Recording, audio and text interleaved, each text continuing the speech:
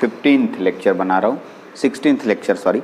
तो अभी हम लोग बेसिक इलेक्ट्रॉनिक्स में, ठीक है, आज जो हम लोग सीखेंगे उसका नाम है operation of reverse bias PN junction diode. ये हम लोग का आज का टॉपिक है, ठीक है। इसके पहले वाले में मैंने यहाँ पर फॉरवर्ड बायस के बारे में बताया था, ठीक है, आप उसको देख लीजिए, अच्छे से उसको समझिए। आज हम लोग रिवर्स बायस में कैसे कोई डायोड काम करता है इसके बारे में सीखेंगे। चलिए तो इसके ऑपरेशन पे बात करते हैं। Operation of reverse bias PN junction diode में पॉइंट्स मैंने मेंशन किए हैं, आप लिख भी सकते हैं, ठीक है, अच्छे से लिख सकते हैं। मैं इसको समझाने की पूरी कोशिश करता हूँ धीरे धीरे। आपके जो डाउट्स होंगे, जो मन में डाउट्स आता है, मेरे को पता रहता है कि आपको क्या डाउट्स आएगा, वो डाउट्स का आंसर मैं खुद दूंगा। लेकिन यदि फिर भी कुछ डाउट्स छूट जाए तो आप मेरे डाउट क्लास में, जल्दी ही डाउट क्लास आता है, इस वीक में भी आएगा, तो उसमें आप पूछ सकते हैं। चलिए तो मैं आपको समझाने की कोशिश करता हूँ। पहला जो पैराग्राफ होता है वो तो आसान है, क्योंकि वो जस्ट पिछले लेक्चर में मैंने रिवर्स बायसिंग क्या होता है उसके बारे में बताया था। मैंने बोला था यदि पी टाइप सेमीकंडक्टर को बैटरी के नेगेटिव से और एन टाइप सेमीकंडक्टर को बैटरी के पॉजिटिव से जोड़िएगा तो इसे हम लोग रिवर्स बायसिंग कहेंगे, करेक्ट। और जो बैटरी होगा इसका नाम VS होगा, नीचे नहीं दिख रहा होगा इसीलिए मैंने इसको ऊपर लिख दिया VS, सप्लाई वोल्टेज बोलते हैं। तो इस तरह से इस तरह के बायसिंग को हम लोग क्या बोलते हैं, रिवर्स बायसिंग।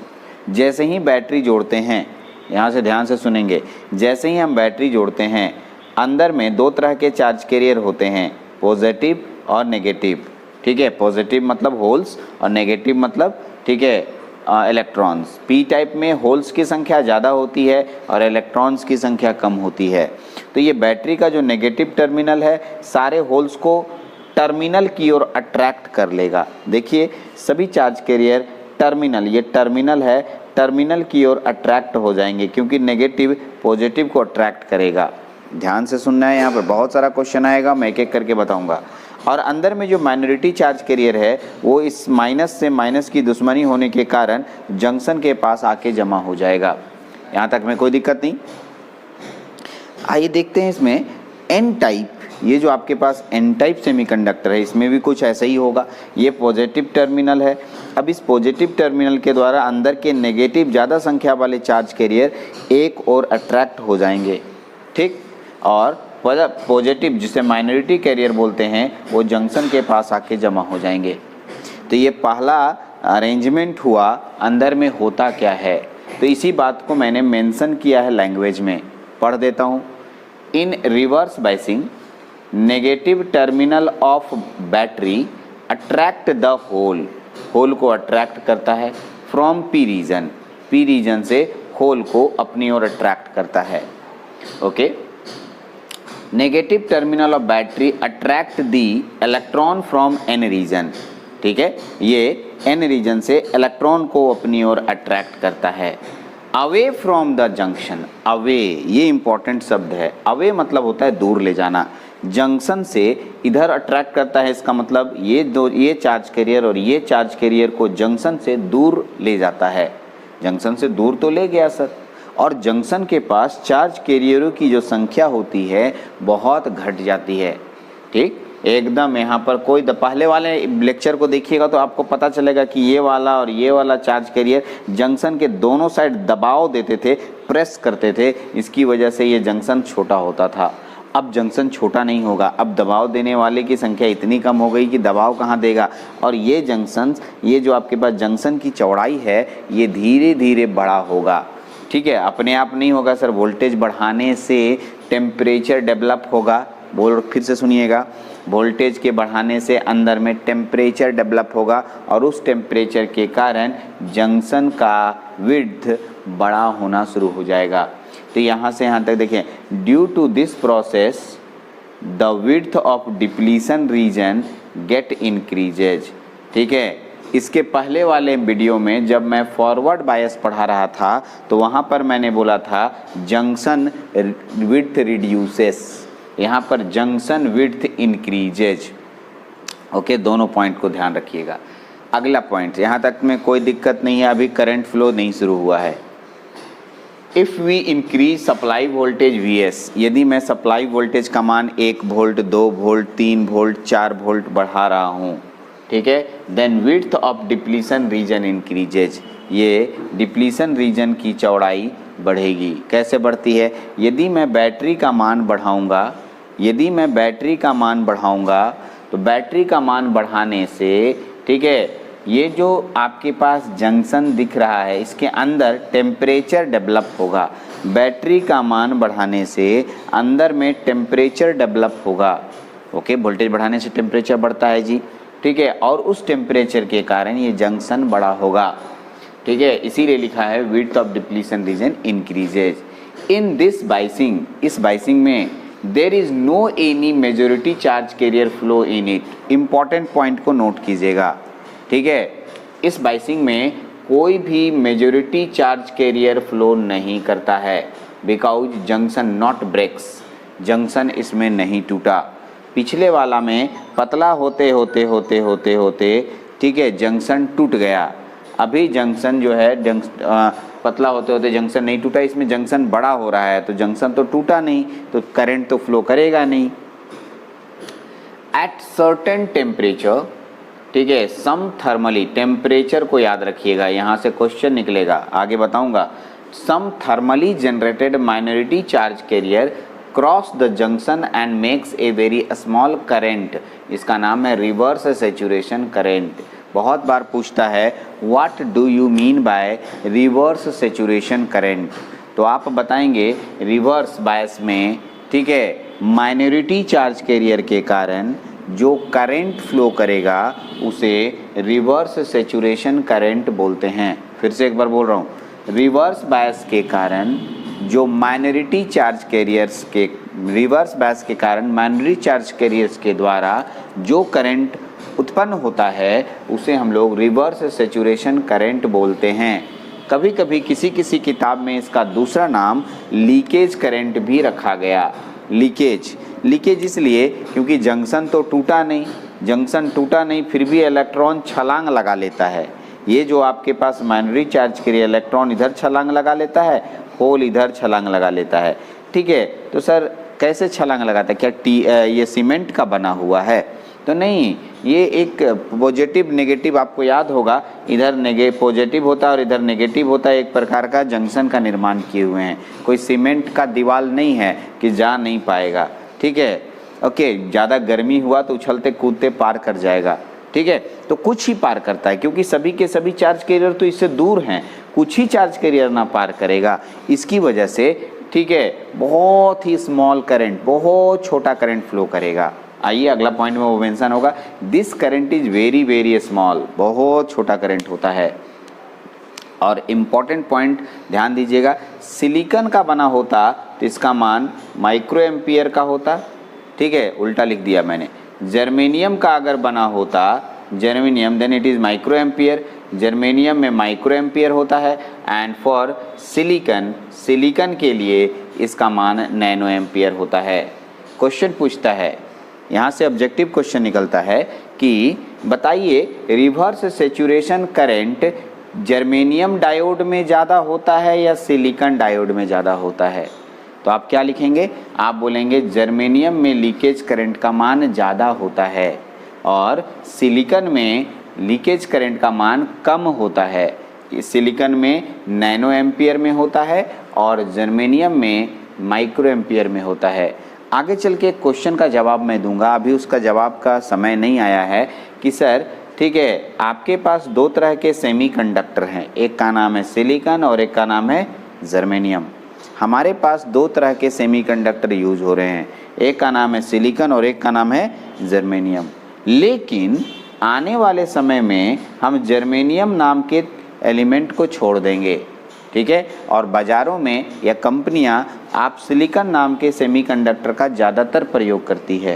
क्वेश्चन पूछिएगा कि सर सिलिकॉन और जर्मेनियम में सिलिकॉन का ज़्यादातर प्रयोग किया जाता है, ये नहीं बोल रहा हूँ कि नहीं प्रयोग होता है, ज़्यादातर प्रयोग किया जाता है, ऐसा क्यों? उस समय ये एक कारण बनेगा लीकेज करंट, लेकिन अभी उसका समय नहीं आया है, लेकिन मैं याद दिला रहा हूँ क्योंकि आने वाले समय में ये क्वेश्चन आएगा और उस समय मैं इस लाइन का प्रयोग करूँगा। ठीक है। इसलिए मैंने अभी बता दिया कि जर्मेनियम में जो लीकेज करंट होता है या रिवर्स सेचुरेशन करंट होता है वो माइक्रो एम्पियर में होता है और सिलिकॉन में नैनो एम्पियर में होता है। यहाँ तक आपको समझ में आ रहा होगा बहुत अच्छे से, ठीक है। मैं एक बार ब्रीफ भी बताऊँगा। आइए तो मैं आपको आगे ले चाहता हूँ। इतना तो हो गया सर, इसमें कोई एक करंट फ्लो, अच्छा इस एक करंट फ्लो करता है, इसका नाम है रिवर्स सेचुरेशन करंट। इसका मान इतना कम होता है कि इस मान को हम लोग छोड़ भी देंगे तो कोई काम नहीं, क्योंकि इस करंट से कोई बहुत बड़ा प्रभाव नहीं पड़ने वाला, कोई डिवाइस काम नहीं कर रहा है, तो ये करंट हमारे लिए एकदम नेग्लिजिबल है। ओके, हम इसको छोड़ सकते हैं। इस करंट का कोई वैल्यू मतलब कम रहता है तो कोई वैल्यू देता है। अगर मान लीजिए आपके पॉकेट में 10 पैसा का एक सिक्का आ गया, 25 पैसा या 50 पैसा का सिक्का आ गया, अभी तो नहीं चलता है, तो उसकी कोई वैल्यू है? आप उसको नगण्य समझेंगे, कोई काम का नहीं है। वैसे ही यह रिवर्स बैस में यह करंट और इस सिलिकॉन का नैनो एम्पियर, जर्मेनियम में जो माइक्रो एम्पियर होता है, ये करंट इतना छोटा होता है कि उसको आप छोड़ भी दीजिएगा तो चलेगा। क्योंकि पढ़ाई कर रहे हैं तो जानकारी के लिए हमको जानकारी होनी चाहिए कि रिवर्स बैस में भी एक करंट फ्लो करता है और उसका नाम है रिवर्स सेचुरेशन करंट। यहाँ तक क्लियर? अब आपके दिमाग में 2-3 पॉइंट और क्लियर कर दो, फिर आपके दिमाग में जो जो क्वेश्चन दौड़ रहा है, मुझे पता है आपके दिमाग में दौड़ रहा है और मैं वो क्वेश्चन का जवाब दूंगा, ठीक है। आइए, reverse saturation current flow from cathode to anode. देखिए कहाँ से कहाँ फ्लो कर रहा है, कैथोड से एनोड। जैसे ही मैंने ये लाइन बोला, एक लड़का के दिमाग में और क्वेश्चन आया। क्वेश्चन क्या आया सुनिए। वो बोलता है, आप तो बोले थे सर कि करंट जो है डायोड में एनोड से कैथोड के तरफ जाता है, करेक्ट? कैथोड से एनोड के तरफ करंट नहीं जाता है। हम भी यही बोल रहे हैं भाई, जो करंट अभी हम आपको दिखा रहे हैं वो एकदम नगण्य, वेरी वेरी स्मॉल करंट है और वो कैथोड से एनोड की तरफ जा रहा है। और इस कैथोड से एनोड वाले छोटे से, बहुत छोटे से करंट को हम लोग बेकार समझकर छोड़ते हैं और इसको काउंटिंग नहीं करते हैं। इसीलिए मैं बोला कि कैथोड से एनोड के तरफ कुछ भी कर लीजिए, नहीं जंक्शन जाएगा, नहीं करंट फ्लो करेगा। कैथोड से एनोड के तरफ करंट फ्लो नहीं करेगा। आगे बढ़ते हैं। दिस करंट, ये पहला पॉइंट कहाँ से, अब एक क्वेश्चन पूछा था रिवर्स सेचुरेशन करंट का डायरेक्शन बताइए, तो आप बताएंगे कैथोड से एनोड, क्योंकि देखिए इलेक्ट्रॉन इधर आएगा, इलेक्ट्रॉन इधर आएगा तो करंट इधर की ओर जाएगा। ओके, आगे बढ़ते हैं। Okay, this current flow due to minority charge carrier, क्योंकि ये सब चार्ज कैरियर तो आर पार हो नहीं रहा है, सिर्फ ये वाले अगल बगल जा रहे हैं और इधर से घूमते हुए ऐसे निकलेंगे।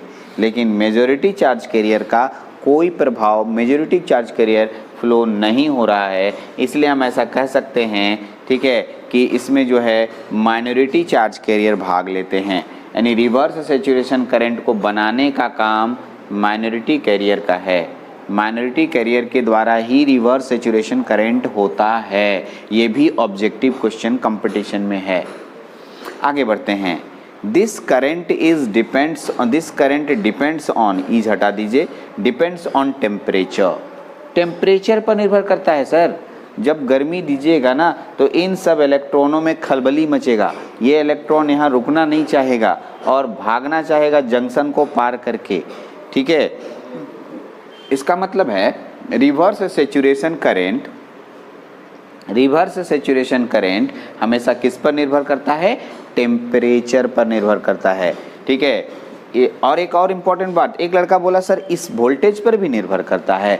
नहीं निर्भर करता है वोल्टेज पर, सप्लाई वोल्टेज पे नहीं निर्भर करता है। कौन? Reverse saturation current. क्यों सर? क्योंकि सप्लाई वोल्टेज के बढ़ाने से इस पर कोई प्रभाव नहीं पड़ रहा है, इलेक्ट्रॉन सिर्फ इधर आ रहा है और होल इधर आ रहा है। लेकिन सप्लाई वोल्टेज के बढ़ाने से एक प्रॉब्लम आ रहा है, सप्लाई वोल्टेज बढ़ाने से अंदर में गर्मी बढ़ रहा है, टेम्परेचर बढ़ रहा है और उस टेम्परेचर के कारण इलेक्ट्रॉन और होल जो माइनॉरिटी कैरियर है वो आर पार हो रहा है। तो इनडायरेक्ट वे में वोल्टेज ही हुआ, लेकिन लिखा नहीं जाता है। बोला जाता है वोल्टेज के कारण तापमान बना और तापमान के कारण, टेम्परेचर बढ़ने के कारण में रिवर्स सेचुरेशन करंट का प्रवाह हुआ, ठीक। तो ये था छोटा सा पॉइंट। अब आपके दिमाग में क्या क्या क्वेश्चन आया। एक लड़का हमसे क्वेश्चन किया था कि ये इलेक्ट्रॉन यहाँ से क्यों नहीं निकल रहा है, यहाँ तो आ गया तो यहाँ से निकलना चाहिए, तार से फ्लो करना चाहिए, क्योंकि इलेक्ट्रॉन को प्लस अपनी ओर खींच सकता है। तो आपको बता दूं ये एक ओपन सर्किट है। ओपन सर्किट का मतलब समझते हैं, धारा प्रवाहित या इलेक्ट्रॉन के प्रवाह होने के लिए, ठीक है, इलेक्ट्रॉन का जहाँ से स्टार्टिंग है वहाँ तक पहुँचना बहुत ज़रूरी है। ध्यान से सुनिए, मान लिया एक इलेक्ट्रॉन को मैंने निकाला, वो यहाँ से चला, यहाँ से निकाले हैं तो यहाँ पहुँचना ज़रूरी है, तभी एक चक्कर होगा, तब करंट का प्रवाह होगा। तो ये इलेक्ट्रॉन मान लिया मैंने निकाला, इधर दौड़ा, इधर गया, इधर आया, इधर अंदर घुस गया, यहाँ तक पहुँचा। ये दीवार उस मेजॉरिटी चार्ज कैरियर को जाने नहीं दे रहा है, ठीक है। तो आप सोचिए ये इलेक्ट्रॉन तो इधर निकलेगा नहीं, ये होल इधर निकलेगा नहीं, सिर्फ अंदर के माइनॉरिटी चार्ज कैरियर, क्योंकि ये इलेक्ट्रॉन पार कर चुका है, अब इसको कोई नहीं रोकेगा और ये इधर से होते हुए यहाँ पहुँचेगा। यानी जिस पोजीशन से इलेक्ट्रॉन निकला उसी पोजीशन पे इलेक्ट्रॉन को आना है, तभी एक चक्कर होगा, तभी आप बोलेंगे इलेक्ट्रॉन का प्रवाह हुआ। इसे सर्किट बोलते हैं। सर्किट का हिंदी होता है बंद परिपथ। और बंद परिपथ बनाने के लिए मान लिया मैं यहाँ हूँ, मैं यहाँ से पूरा पटना घूम करके फिर यहीं पर आ गया तो बंद परिपथ कहलाया, ठीक है। बंद परिपथ कैसा होता है तो देखिए, मान लिया ऐसा एक बैटरी है, इधर से घूमते हुए गए, ये बंद परिपथ है। अब बीच में बल्ब लगा देंगे तो ये बंद परिपथ में जो बल्ब एनर्जी खर्च करेगा। लेकिन अगर मैं परिपथ तोड़ दूँ, यहाँ से निकला और यहीं पर पहुँचा, तो ये धारा प्रवाहित नहीं करेगा, टूटा हुआ टर्मिनल है।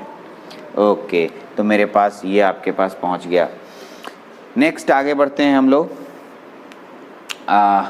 तो हम लोग के पास बहुत सारा यहाँ पर बात मैंने आपको बताया, ठीक है, जिसमें कि reverse bias PN junction diode में। अब एक लड़का बोलता है जब ये डिप्लीशन लेयर बड़ा हो रहा था और थोड़े मोड़े चार्ज कैरियर प्रवाह कर रहे थे माइनॉरिटी कैरियर वाले, तो हम और वोल्टेज बढ़ाएंगे। हम एकदम बढ़ाइए, तो 10, 12, 15, 18, 20 जितना वोल्टेज तक ले जाइएगा। वोल्टेज बढ़ाते बढ़ाते इसके अंदर तापमान बढ़ रहा है। ध्यान से सुनेंगे, वोल्टेज के बढ़ाने से तापमान बढ़ रहा है, वोल्टेज के बढ़ाने से अंदर में गर्मी बढ़ रहा है। एक बात बताइए, जब आप गर्मी बढ़ाए जा रहे हैं तो आपके सहने की क्षमता जितनी होगी उतना तक तो सहिएगा, लेकिन जब सहने की क्षमता खत्म हो जाएगी तब क्या होगा। तो सोचिए कि यहाँ जो सप्लाई वोल्टेज है, यदि सहने की क्षमता खत्म हो गई, ठीक है, उस जितना वोल्टेज बढ़ाए उसकी वजह से जो तापमान जनरेट हुआ उससे ये डायोड के सहने की क्षमता खत्म हो जाएगी, तो ये डायोड पूरी तरीके से जल जाएगा, डिस्ट्रॉय हो जाएगा, लेकिन जंक्शन नहीं टूटेगा। डिस्ट्रॉय का मतलब होता है राख हो जाना, जल जाना, अपना अस्तित्व को खत्म कर लेना। फॉरवर्ड बायस में ऐसा नहीं था। फॉरवर्ड बायस में सिर्फ जंक्शन टूटता था, बैटरी हटाते थे, फिर से जंक्शन बन जाता था, करेक्ट। लेकिन रिवर्स बायस में ना तो जंक्शन बड़ा ही होते चला गया और ये जो पूरा डिस्ट्रॉय हो गया, ख़त्म हो गया, जल गया, राख हो गया, और दोबारा हम इसको यूज नहीं कर पाएंगे। तो इतना बात ध्यान रखना है, रिवर्स बायस में आप नाक रगड़ लिए, लेकिन ये जंक्शन नहीं छोटा हुआ, बड़ा होते चला गया, जल गया लेकिन नहीं टूटा, ठीक है। यानी मेरा काम था जंक्शन तोड़ना और धारा को प्रवाहित करवाना, जंक्शन नहीं टूटा। इसलिए ये साबित होता है कि reverse bias PN junction diode में कोई भी धारा प्रवाहित नहीं होता है सिवाय रिवर्स सैचुरेशन करंट के, ओके। इसके अलावे लेकिन ये करंट इतना छोटा होता है कि इसको सिर्फ पढ़ाई के लिए पढ़ते हैं, प्रैक्टिकल पॉइंट ऑफ व्यू से भी हम लोग करेंगे, लेकिन इतना छोटा होता है कि हमारे मेन वर्किंग कंडीशन में कोई प्रभाव नहीं डालता है, उससे हम लोग को कोई फ़ायदा नहीं है इस करंट से, ठीक। तो ये था, ठीक है। अब आते हैं इसके जो ब्रेकडाउन होंगे, जलता है, दो तरह का ब्रेकडाउन पढ़ेंगे। ब्रेकडाउन, नया शब्द आया ना, टूट जाना, जल जाना, दो तरह के ब्रेकडाउन होते हैं। एक का नाम मिलेगा जेनर ब्रेकडाउन और एक का नाम मिलेगा एवलेंच ब्रेकडाउन। तो ये नया शब्द है, दोनों आपके लिए एकदम नया है, तो घबराए नहीं, वो मेरा काम है। मतलब यहाँ जो जंक्शन जलता है या टूटता है वो आपके ठीक है, 2 ब्रेकडाउन में कन्वर्ट कर दिया गया है। कैसे जलता है वो भी हम लोग बात करेंगे, लेकिन इतना पता चल गया कि डायोड रिवर्स बायस में काम नहीं करता है। जनरल कंडीशन में, सामान्य अवस्था में आप बोल सकते हैं कि जो पीएन जंक्शन डायोड है रिवर्स बायस में काम नहीं करता है। काम करना का मतलब जंक्शन टूटना, जंक्शन टूटने का मतलब धारा प्रवाहित होना। तो रिवर्स बायस में कोई जंक्शन नहीं टूटा, इसलिए रिवर्स बायस में कोई भी धारा प्रवाहित नहीं होगा। कोई दिक्कत नहीं है, यहाँ तक आप समझ रहे होंगे सारी बातों को। अच्छे से एक एक करके मैं डील कर रहा हूँ, ठीक है, धीरे धीरे ले जा रहा हूँ। एक बार अगर आप इन सब चीज़ों को समझने लगे तो आपको थोड़ा और अच्छा लगेगा आगे पढ़ने में। चलते हैं, तो ये आप पॉइंट्स को अब नोट कर सकते हैं, नोट कर लीजिए, ठीक है, अच्छे से नोट कीजिए। यदि आप नोट्स का इंतज़ार कर रहे हैं तो जो कर रहे हैं वो कीजिए नोट्स का इंतज़ार, नोट्स भी मिलेगा। और जो अच्छे से पढ़ाई करना चाहते हैं, ढंग से पढ़ाई करना चाहते हैं और हमसे कोई क्वेश्चन अच्छे से पूछना चाहते हैं, ठीक है, तो मैं मेहनत करता हूँ बोर्ड में लिख कर, तो अब मैं चाहूँगा कि आप भी कॉपी में मेहनत करके लिखें। टीचर आपसे ज़्यादा मेहनत कर रहा है तो आप समझ के चलिए कि हम टीचर से ज़्यादा मेहनत करें, ठीक है। लेकिन कुछ लोग हैं जो सिर्फ नोट्स की दुनिया जीते हैं, जो पापा जी के पैसे को बर्बाद करने के लिए चले हैं, ठीक है। मैं कहूँगा आप लिखें जैसे मैंने लिखा। मैं नहीं भी लिखूँगा इन सब चीज़ों को और मैं सीधे लेक्चर दूंगा तो भी हो जाएगा, होगा क्यों नहीं, एकदम अच्छे से समझिएगा। गारंटी के साथ बोलता हूँ कि एक भी क्वेश्चन नहीं होगा। और मैं बोलूँगा नोट्स ले लो। जब मैं इतने को लिखने में समय व्यर्थ करता हूँ तो इसका कुछ मतलब है। इसका मतलब ये है कि जिस तरीके से क्लास में आप बोर्ड से देख के लिख रहे थे, वैसे ही यहाँ पर पॉज करके आप लिख सकते हैं। लिखने के दौरान बहुत सारे क्वेश्चन और बहुत सारे हार्ड मीनिंग्स आपके सामने आते हैं। मेरे को लगता है कि सभी बच्चे को समझ में आ गया, पता नहीं उसमें से आप एक ऐसे होंगे जिनको आप समझ में नहीं आया। तो आप डाउट क्लास में या मेरे पर्सनल व्हाट्सएप पे आप उस क्वेश्चन को डालेंगे तो मैं आपको जवाब दूंगा और आपका कंसेप्ट ज़्यादा क्लियर होगा, ठीक है। सभी टीचर आपको यही बोलते हैं, लेकिन हर समय व्हाट्सएप में एक ही बात आता है कि सर नोट्स भेज देते, नोट्स नहीं भेजते हैं, मोबाइल से लिखने में दिक्कत होती है। तो ये सब कटसी है पढ़ने का। आप कटसी करना चाहते हैं, भागना चाहते हैं पढ़ने से, ठीक है, मोबाइल में नहीं दिखता है, धुंधला दिखता है, ये सब कुछ भी नहीं है। मैं यहाँ पर जो मेरे यहाँ पर काम करने वाले भैया लोग हैं वो एकदम चेक करके ही वीडियो डालते हैं। बहुत एक वीडियो जो यहाँ एक दिन में 20-20, 25-25 वीडियो डाला जाता है सभी ब्रांच का, वो सभी चेक करके डालते हैं, ठीक है। तो इसलिए आप लोग ध्यान से इसको देखें, पढ़ें, ठीक है। और अपने टीचर के व्हाट्सएप नंबर पर, उनके टीचर के व्हाट्सएप नंबर पर उनका सारा असाइनमेंट, सारा डाउट्स भेजिए, ठीक है, और वो जवाब देंगे आपको, ठीक है। चलिए, तो इसको आप नोट कीजिए, फिर आगे बढ़ते हैं।